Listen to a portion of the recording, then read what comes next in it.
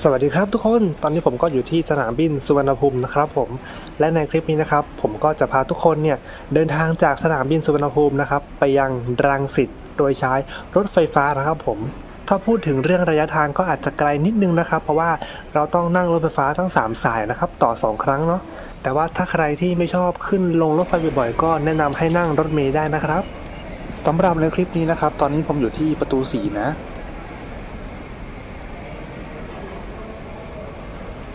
ก็ไม่ว่าทุกคนจะอยู่ประตูไหนนะครับก็พยายามมองหาป้ายนี้นะครับรถไฟเข้าเมืองนะครับผมแล้วก็ตามทางไปเลยครับผมสำหรับป้ายนี้นะครับเขาก็จะให้เราลงไปชั้นล่างครับ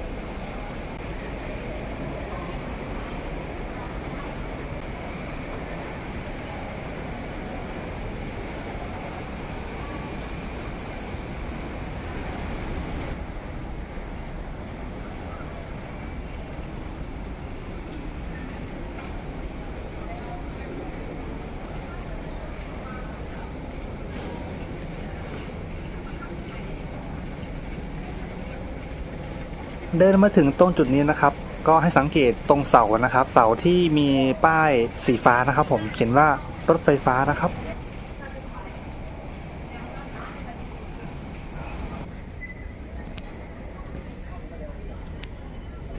พอเดินเข้ามาถึงด้านในแล้วนะครับก็ให้ไปซื้อตั๋วได้เลยนะจะซื้อตั๋วกับพนักงานก็ได้หรือจะซื้อตั๋วที่ตู้ก็ได้ครับตอนซื้อตั๋วนะครับก็ให้ทุกคนเลือกไปที่สถานีมักกะสันได้เลยครับสำหรับราคาไปมักกะสันนะครับจะอยู่ที่35 บาทครับ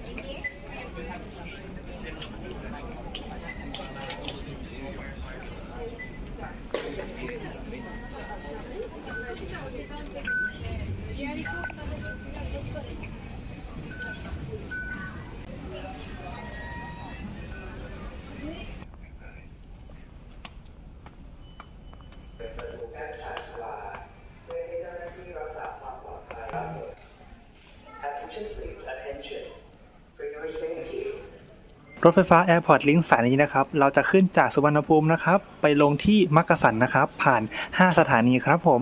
The train is going to enter platform number.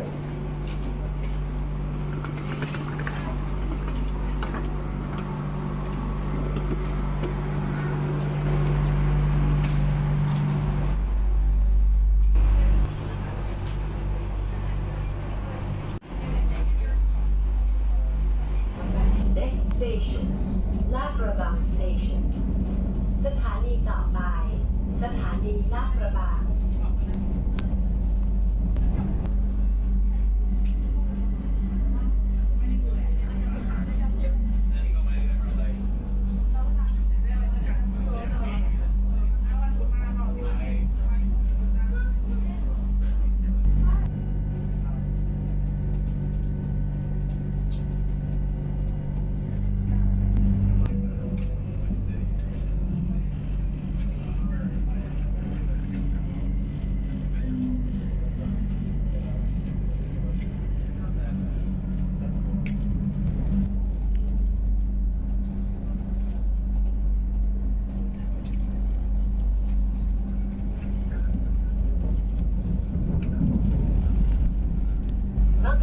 Station. Please mind the gap between train and platform. สถานีมักกะสันโปรดใช้ความระมัดระวังมาถึงมักกะสันแล้วครับทุกคนเดี๋ยวเราลงไปต่อ MRT กันเลย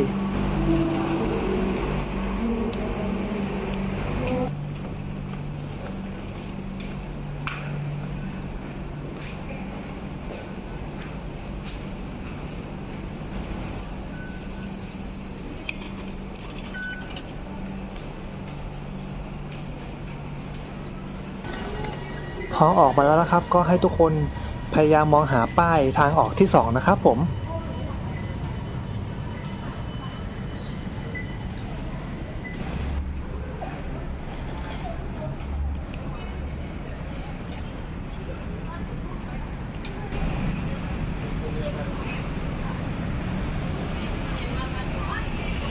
มองหาป้ายชี้ไปทาง MRT แล้วก็เดินตามไปเลยครับ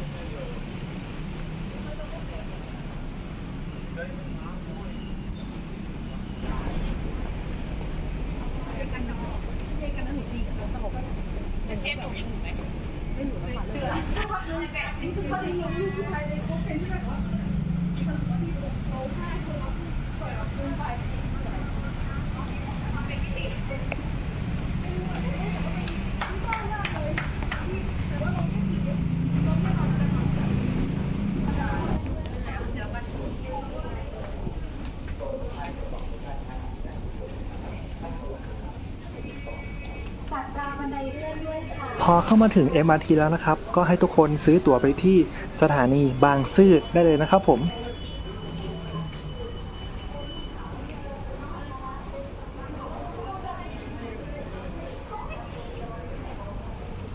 ทุกคนสามารถซื้อตั๋วกับพนักงานตรงจุดนี้ได้เลยนะครับหรือว่าใครอยากกดตู้ก็กดตรงนี้ได้เลย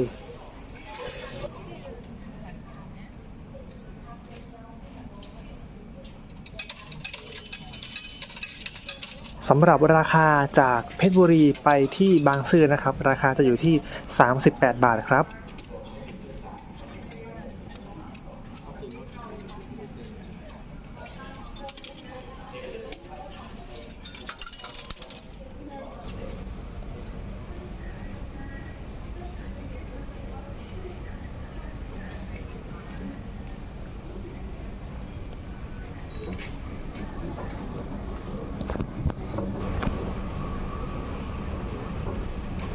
เมื่อเราลงมาถึงตัวชานชาลาแล้วนะครับก็ให้ไปรอที่ชานชาลาที่ 2ได้เลยครับ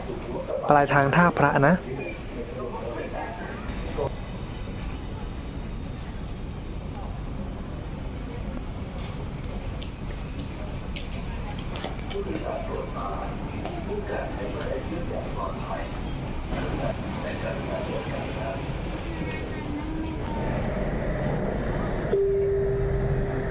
สถานีต่อไป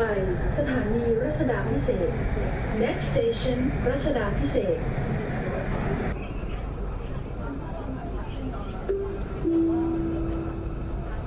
สถานีกำแพงเพชรโปรดใช้ความระมัดระวังขณะก้าวออกจากรถพอถึงสถานีกำแพงเพชรก็เตรียมตัวลงเลยครับเพราะสถานีต่อไปจะเป็นบางซื่อครับโปรดใช้ความระมัดระวังขณะก้าวออกจากรถบางซื่อ Station Please mind the gap between train and platform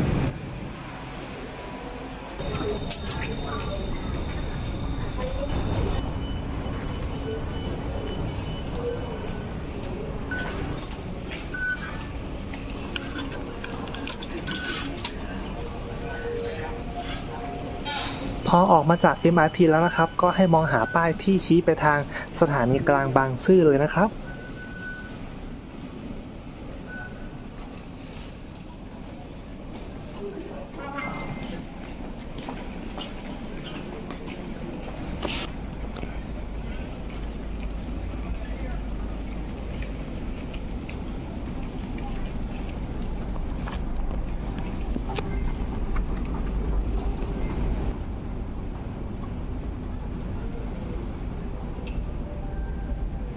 เมื่อเราขึ้นบันไดเลื่อนมาถึงสถานีกลางกรุงเทพอภิวัตรแล้วนะครับก็ให้ทุกคนเลี้ยวซ้ายนะครับเพื่อที่จะไปซื้อตั๋วรถไฟฟ้าสายสีแดงไปรังสิตครับผมทุกคนสามารถซื้อตั๋วกับพนักงานตรงจุดนี้ได้เลยหรือว่าถ้าอยากซื้อตู้ก็สามารถซื้อตู้ได้ตรงจุดนี้เช่นกันครับจากนั้นนะครับก็ให้เลือกซื้อตั๋วไปที่สถานีปลายทางรังสิตได้เลยราคาตั๋ว42 บาท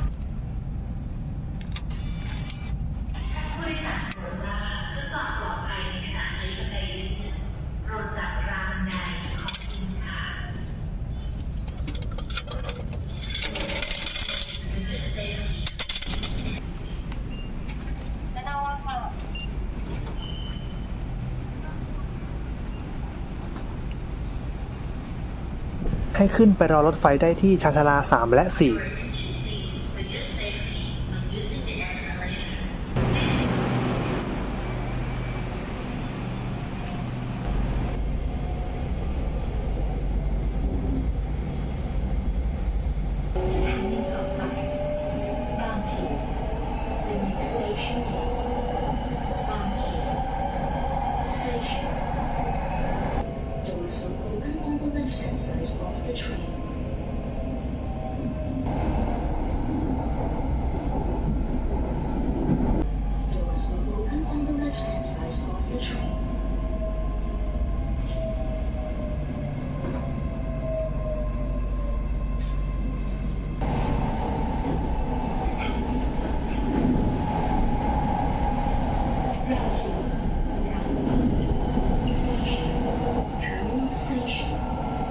ตอนนี้เราก็มาถึงสถานีรังสิตเป็นที่เรียบร้อยแล้วนะครับ ให้ทุกคนเตรียมตัวลงได้เลย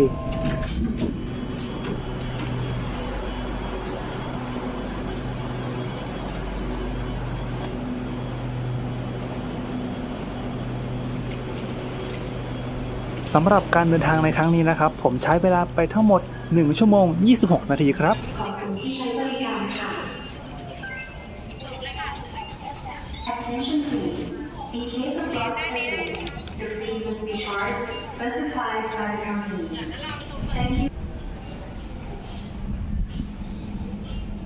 โอเคครับทุกคนก็จบไปแล้วนะครับสำหรับวิดีโอแนะนำการเดินทางในวันนี้ หวังว่าทุกคนจะได้รับประโยชน์จากคลิปนี้นะครับสำหรับในวันนี้ผมขอตัวลาไปก่อนเจอกันใหม่ในคลิปหน้าครับขอให้ทุกคนเดินทางโดยสวัสดิภาพนะครับบ๊ายบาย